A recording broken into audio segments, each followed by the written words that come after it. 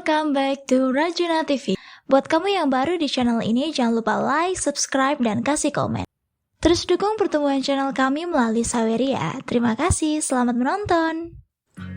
Hai kawan Rajuna TV, apa kabar? Semoga kamu dalam keadaan sehat dan bahagia ya. Hari ini kita mau bahas tentang Sajam Kira Jataka, atau kisah pangeran yang tidak tahu balas budi. Dahulu kala, ketika Brahmadatta memerintah di Benares, ia mempunyai seorang putra yang bernama Pangeran Jahat. Pangeran itu sangat galak dan ucapannya sering menyakiti orang lain. Suatu hari, sang pangeran jahat ingin bersenang-senang di sungai. Kemudian sang pangeran berangkat dengan pengawalnya ke tepi sungai. Tidak lama kemudian, langit menjadi gelap dan muncul badai. Kemudian sang pangeran mandi di sungai. "Ayo kita tinggalkan penjahat ini sekarang juga, tenggelamkanlah engkau, dasar pengganggu," seru mereka sang pengawal sambil meninggalkan pangeran ke dalam air. Saat kembali ke tepi, mereka sepakat untuk menyembunyikan rahasia hilangnya pangeran. Kemudian para pengawal ini kembali menuju istana. Sang raja pun bertanya di mana putranya. "Maharaja, ketika muncul badai, kami kembali dengan keyakinan bahwa pangeran pasti sudah pulang duluan," jawab para pengawal. Saat itu raja memerintahkan para pengawal untuk mencari pangeran di sungai. Namun tidak ada satupun jejak yang ditemukan. Pada waktu yang bersamaan, ada seorang saudagar kaya di Benares yang meninggal dengan mewariskan kekayaan sebesar 400 juta yang terkubur di tepi sungai yang sama. Karena kemelekatan akan harta bendanya, saudagar itu terlahir kembali sebagai seekor ular di tempat hartanya terkubur. Di tempat yang sama, seorang lelaki juga menyembunyikan kekayaan sebesar 300 juta, dan karena kemelekatan akan hartanya, terlahir kembali sebagai seekor tikus di tempat tersebut. Saat air menerjang tempat tinggal mereka, kedua hewan itu melarikan diri dan mencari jalan menyeberangi sungai. Dan kebetulan pangeran yang terseret air sungai menemukan batang pohon. Lalu ular itu naik ke ujung satu sisi batang pohon dan tikus itu naik ke sisi yang lainnya. Sedangkan di tepi sungai, seekor burung kakak tua juga kehilangan rumahnya, yakni sebuah pohon simbali yang hanyut oleh gelombang sungai. Kemudian burung kakak tua mencoba terbang menerobos derasnya hujan. Namun sayangnya sayap burung kakak tua itu tidak mampu terbang dan akhirnya jatuh. Kebetulan lagi, burung kakak tua itu hinggap di batang pohon yang menjadi pegangan sang pangeran tikus dan ular. 4 makhluk itu bersama-sama hanyut di sungai di atas sebuah batang pohon. Pada saat itu Bodhisatta terlahir sebagai seorang brahmana di negeri barat laut. Bodhisatta memutuskan untuk meninggalkan keduniawian demi menjalani kehidupan sebagai petapa. Bodhisatta membangun sebuah gubuk pertapaan untuk dirinya sendiri di belokan sebuah sungai. Ketika sedang melangkah bolak-balik di tengah malam, ia mendengar tangisan yang cukup keras dari pangeran jahat dan berpikir, "Makhluk ini tidak boleh meninggal, saya akan menolongnya keluar dari air dan menyelamatkan nyawanya." Maka ia berseru untuk menenangkannya, "Jangan takut, jangan takut." Dan Bodhisatta terjun ke dalam sungai. Dengan sepenuh tenaga, Bodhisatta menarik batang pohon itu sehingga pangeran jahat, tikus, ular, dan burung kakak tua selamat. Kemudian Bodhisatta membawa 4 makhluk itu ke gubuknya. Di dalam gubuk itu, Bodhisatta menyalakan api untuk menghangatkan mereka. Kemudian Bodhisatta mengurus hewan-hewan terlebih dahulu, kemudian mengurus pangeran jahat dengan memberikan berbagai buah-buahan. Hal itu membuat pangeran jahat marah dan berkata dalam hati, "Betapa kurang ajar ini tidak menghormatiku sebagai keturunan raja. Ia lebih mengutamakan makhluk-makhluk kasar ini daripada saya." Sang pangeran jahat menaruh kebencian kepada Bodhisatta. Dasar pangeran aneh, sudah ditolong masih juga marah-marah. Beberapa hari kemudian, air sungai telah surut dan keempat makhluk itu telah pulih, kemudian mereka pergi.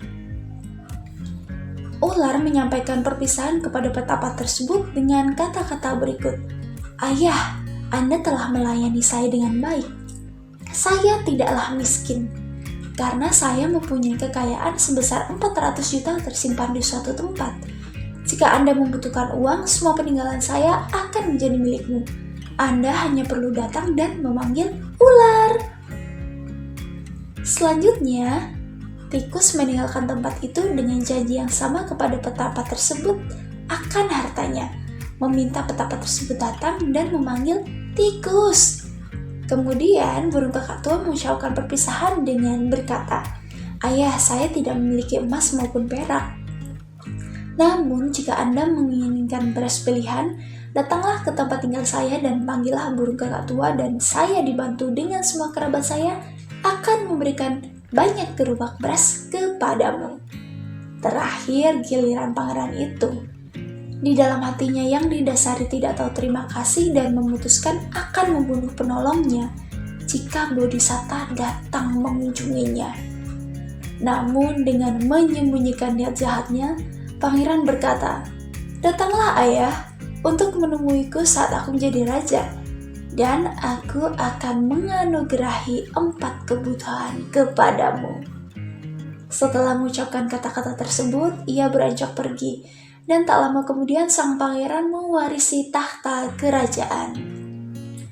Suatu hari timbul niat Bodhisatta untuk menguji pernyataan ular, tikus, burung kakak tua, dan pangeran jahat. Mula-mula ia mendatangi ular, berdiri di dekat tempat tinggalnya dan memanggil, Ular! Ular langsung muncul dan berkata, Ayah, di tempat ini terdapat kekayaan sebesar 400 juta. Gali dan ambillah semuanya.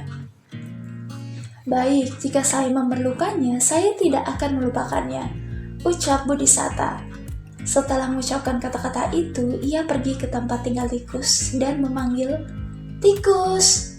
Tikus juga melakukan apa yang dilakukan oleh ular.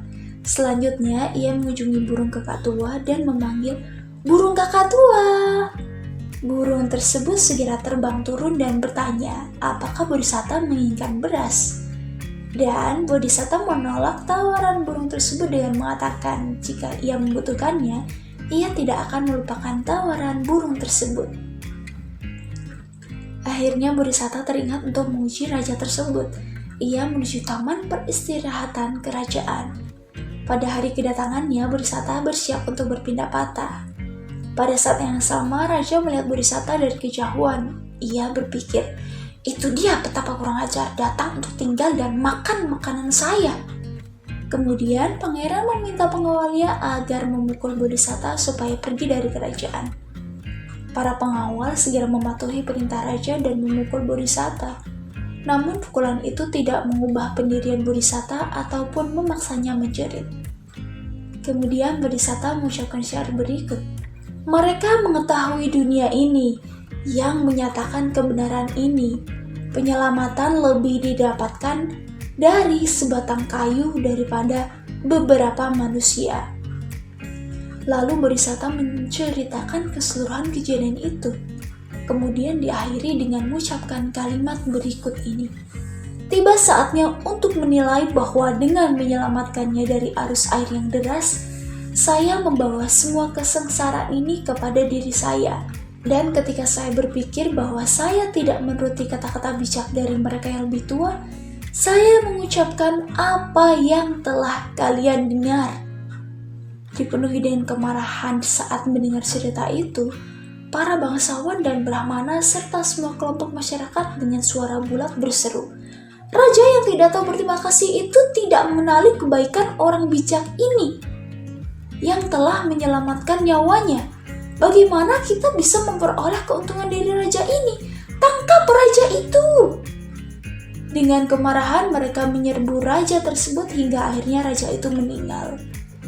Kemudian mereka melakukan upacara penobatan untuk mengangkat Bodhisatta menjadi raja. Setelah menjadi raja yang memerintah dengan penuh keadilan, suatu hari timbul niat Bodhisatta untuk menguji ular, tikus, dan burung kakak tua itu lagi. Bodhisatta yang kini telah menjadi raja mengunjungi tempat tinggal ular. Saat ia memanggil ular, ular tersebut segera keluar dari lubang dengan penuh hormat berkata, "Di sini tuanku terdapat hartaku, bawalah." Kemudian Bodhisatta berkunjung ke tempat tinggal tikus dan memanggil tikus. Tikus tersebut segera keluar, memberi penghormatan kepada raja dan memberikan 300 juta uangnya. Selanjutnya Bodhisatta berkunjung ke tempat tinggal burung kakak tua itu dan memanggil burung kakak tua. Dengan cara yang sama, burung tersebut datang membungkuk memberi hormat di kaki raja dan menanyakan apakah sudah saatnya untuk mengumpulkan beras untuk raja. Lalu Bodhisatta mengucapkan, "Kami tidak akan merepotkanmu hingga beras dibutuhkan oleh kami. Sekarang kami akan pergi." Dengan membawa kekayaan dan bersama dengan ular, tikus, serta burung kakak tua, raja kembali pulang ke kota. Sampai di sana, Bodhisatta meminta pengawalnya untuk membuatkan pipa emas sebagai tempat tinggal ular, sebuah peti kristal sebagai rumah bagi tikus, dan sebuah sangkar emas untuk burung kakak tua. Setiap hari atas perintah raja, makanan disajikan kepada ketiga makhluk tersebut dalam wadah emas. Jagung panggang yang manis untuk burung kakak tua dan ular, dan beras wangi untuk tikus. Raja sangat berlimpah dalam amal dan perbuatan baiknya. Demikianlah keempat makhluk itu menghabiskan hidup mereka dengan kerukunan. Saat akhir hidup tiba, mereka meninggal dunia dan terakhir kembali di alam yang sesuai dengan perbuatan mereka.